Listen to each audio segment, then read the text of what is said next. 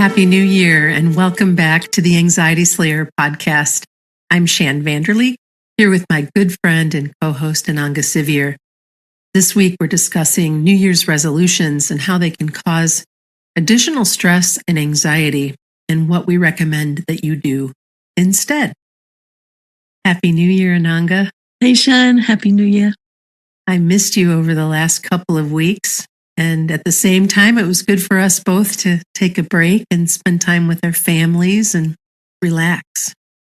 Yeah, both. I missed you too. And it was nice to be with family. And I spent a lot of time, as we were just talking about before we started recording this week's show, journaling and reflecting. And it's been a good, quiet couple of weeks. And this is the time of year when we hear so much about what's next. What are your intentions? What are your resolutions? What are you going to change? What's going to happen? Just saying it out loud makes me feel a little agitated. As of January 1st, I'm going to no longer do X, Y, and Z, and I'm going to change everything. And as we address this topic many times over the last 13 years, it's always important to bring it forward again because, in my opinion, and I know in your opinion, now isn't really the time for making big changes. It's a perfect time to set some intentions for yourself, to do what you've done, Ananga, in looking at your world and the way that it is and what you might like to see unfold in a bigger picture way, but not in a way where we're jumping right in and holding ourselves to these really strict rules that, let's face it, are often abandoned by February anyway. Yeah, in the Northern Hemisphere, we're in the darkest and most lethargic time of the year. Although I'm happy to note outside my window as we're recording this, it's 20 to 5. And I can see a little bit more light than a couple of weeks ago. So we're turning towards the light, but we're not energized by sunlight and we're not seeing the growth of spring, and that energy isn't in us. So yeah, research shows that over 80% of resolutions have been abandoned by February. And if we're already anxious, thinking we've failed at our resolutions is not going to help. It's just going to make us look at ourselves in a more pressured and unkind light, which really doesn't serve us well. I also find that we fall into this default pattern about, okay, I'm going to ease stress and make myself feel better by losing weight, by completely overhauling who I am, by finally starting something that I've been putting off for who knows how long. And that's not helpful either. What might be more helpful is to consider making one healthier choice each day for yourself if you are looking at losing weight, or if there's something that you'd like to change, whether it be a new hairstyle or something new for your wardrobe or something that you'd like to learn, maybe being in the research phase of what that might look like. Same thing with starting something that you've been putting off. Sometimes getting more exercise begins with allowing yourself to just take a walk each morning or to get outside and get some fresh air and just start moving versus the gym membership and the walking 3 miles a day and the weightlifting and all of those things. Try not to fall into those pit holes. And I don't want to tell you you're not going to have success, but you're more likely to not have success if you fall into those expectations of yourself versus those invitations that we've talked about in the past. Invite yourself to explore, invite yourself to wonder about what things might look like should you make different changes.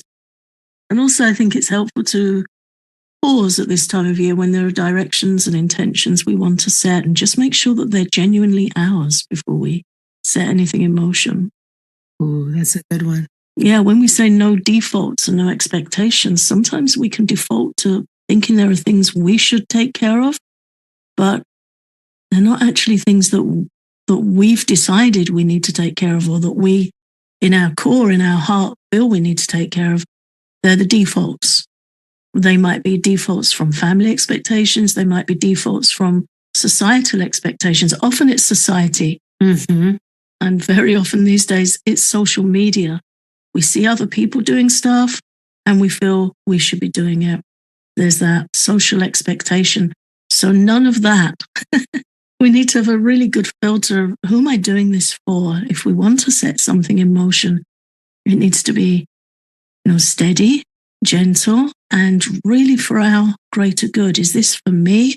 Is this going to help me feel better about my life at the end of this year? That's the filter. No defaults and no expectations. All of those things just add to exhaustion, depletion, and stress and anxiety. So we need to be really filtered about what's coming in. I also like the idea of not putting ourselves under pressure to make rapid change, but to back up a little bit and go, oh, you know what? If I drink just one more glass of water each day, I'm going to be more hydrated. Versus I'm going to drink 8 glasses of water a day right now, or allowing ourselves to add one more vegetable to our plate or to the day or to a meal, or these little drip, drip, drip changes that we can make that really do add up to something beautiful and long-term change versus rapid change. Yeah, Ayurveda recommends that all change is small and gradual, even good change. One example being Dr. Vasant Lad often teaches about reducing the quantity we eat.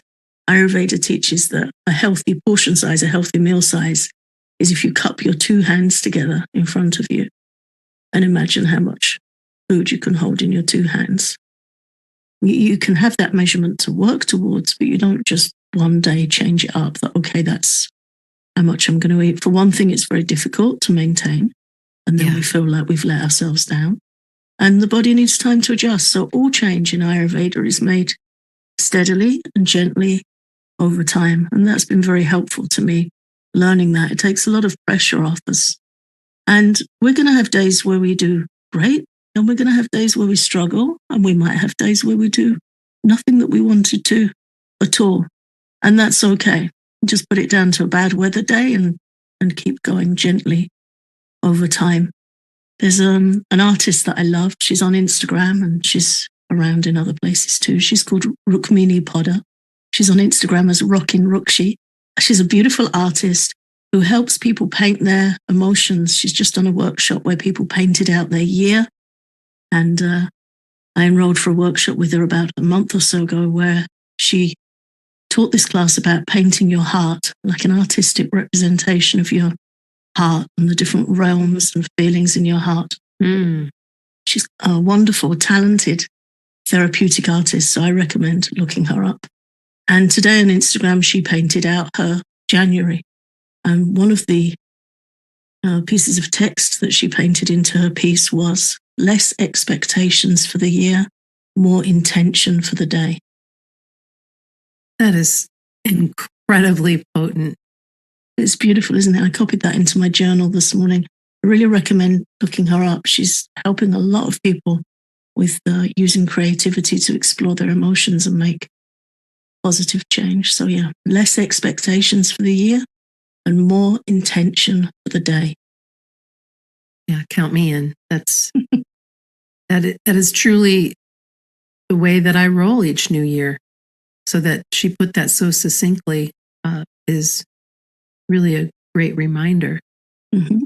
And you mentioned a little bit earlier too that for all of us to be really, really mindful that when we're anxious and we're unsure of our own needs and our own opinions, how much easier we can be influenced by the opinions of others, and really, really careful of that.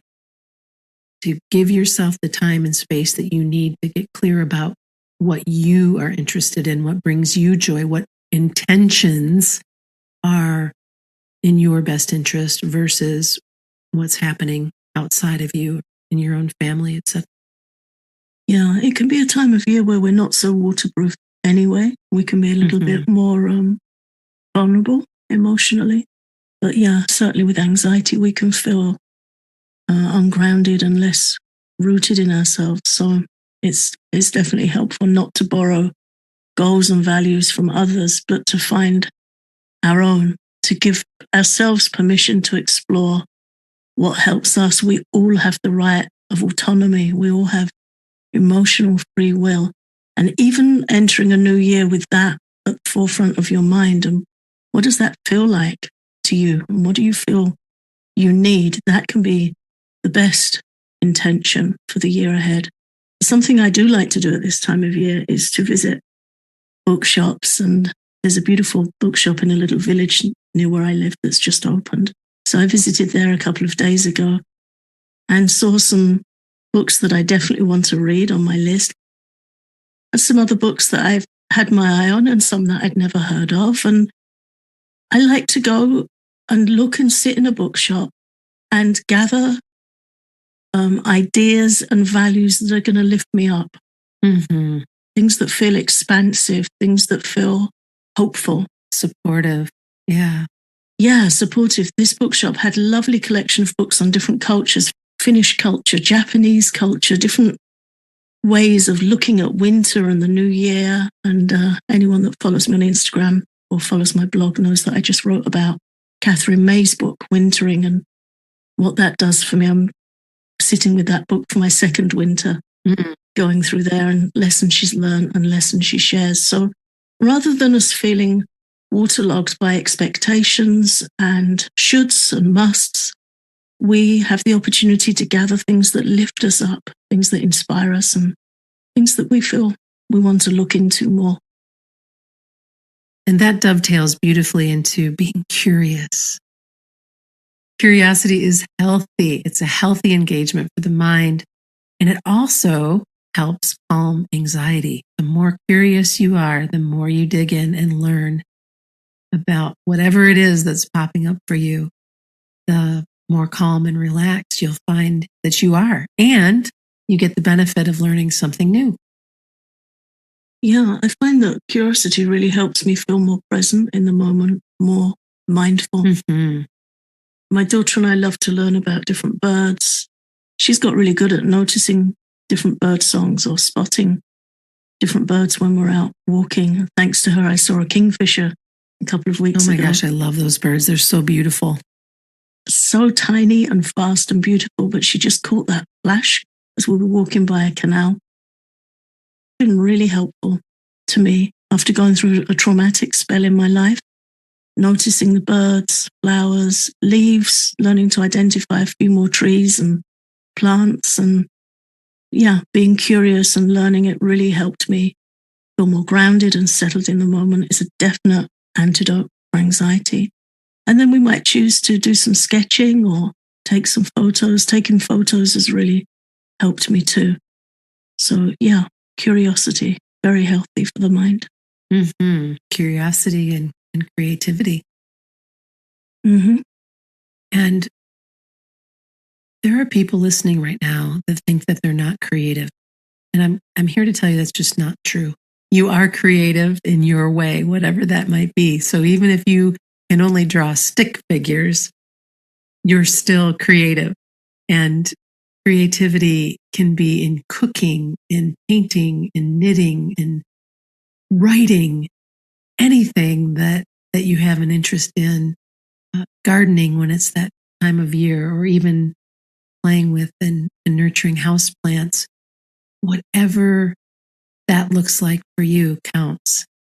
And this is how we can keep our minds engaged but relaxed, being in that space. And it's so lovely. I find peace in collecting all of my indoor plants this time of year, and at least once a month they'll all get rounded up in the kitchen, and leaves will be cleaned, and everybody will be watered and fed, and I don't know. It's just it kind of carries over how much I love gardening in my yard when I can inside. And I look forward to it. I've just moved 2 prayer plants onto my desk, and they're sitting with me here as we're talking, and they're just beautiful company, seeing how they respond to the light, how they change during the day. I've got plants all around me in my home too. Another really nice thing to do is to collect some images of things that you want to explore, maybe physically print them out and cut them out and create a vision board and have them around you at home, or somewhere like Pinterest, start a board of things you might want to learn, things you might want to explore. All of these things help our mind be peacefully and hopefully engaged in the present. And it just draws us away from, the dark, long evenings that we're still working our way through and the pressure of all the things that we feel we should have to do. It's good to have some things that you like to do and some things that hold your mind in peaceful immersion. And that brings us to that place of really dialing into what brings us joy and how we want, in a bigger picture, our life to unfold versus putting ourselves in this very strict pattern of, I will do this and it will work out this way. And I almost feel locked up just even saying the words like, this is how it must be. And if I don't do this just this way, I'm a failure. It's that kind of stuff. So you come back to this place of, wait a minute, what if I were to be more gentle about all of this and think about what's important to me? And if what's important to you is learning a new form of creative expression or remembering what it was like to be more curious and wanting to explore that a little bit more, these things can look a lot different than you think. And that kind of really leads back into reflection too, rather than resolving. We think about what helps us and what serves us well, and also what we might like to leave behind that is no longer serving us well, or maybe never was, or was a fallback position or pattern. Right before New Year's Eve, I created a list of things that I wanted to leave behind that no longer served me. And then I ended up burning them in the fire pit. And then I created a story for the new year about how I wanted things to look and experiences that I might like to have, looking at things that way. What experiences might I like to have? Mm-hmm. And before all of that, I certainly had a gratitude list of the year and what I had experienced and what did come to fruition. Because I think oftentimes we just kind of gloss over that, like, oh yeah, well, that happened, instead of bringing that gratitude back for what you did experience. Like, I got to go whale watching this past summer, and I got to experience 5 humpback whales and a little baby humpback. And I had wanted to go whale watching for as long as I can remember. I still get to be really fired up about that and reflect on that and how much that changed things. So I invite our listeners to reflect on what has come to pass, what they would like to come to pass as more of an experience and curiosity. And then also, if there's something poking you that is no longer serving you, it really is okay to leave that behind. Another thing that can be really helpful in our relationship with ourselves, and especially when we're struggling with anxiety, is to acknowledge your little triumphs, the things you're already doing. Sometimes just getting up and showered when you're anxious is challenging.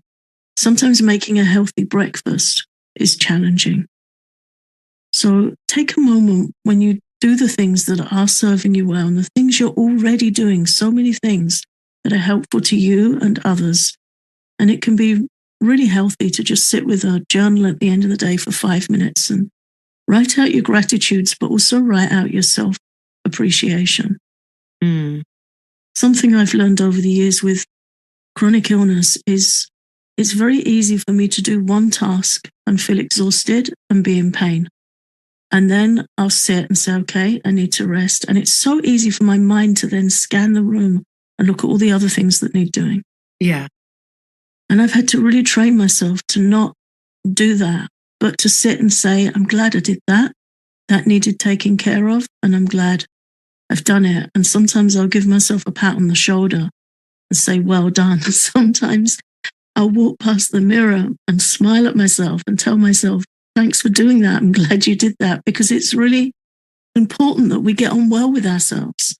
And when we are anxious or in pain, it's very easy to develop self-aversion, where we're not comfortable in ourselves and we're not comfortable with ourselves, and we can check out. Mm-hmm. So really healthy to just give yourself a smile, pat on the shoulder, a rub on the arm, and say, hey, well done for doing that. You did that today.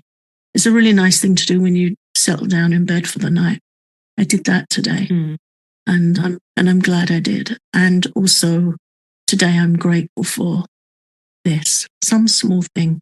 There's always something to be grateful for every day. And it's a powerful antidote to anxiety, because anxiety is a very clever joy thief. A very clever joy thief. Wow.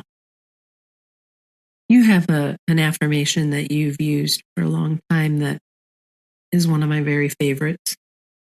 And maybe it's not even an affirmation, it's just a truth telling to remind ourselves that things are better than maybe what we think, by coming back to the space of today, my needs are met and I am grateful. Yeah.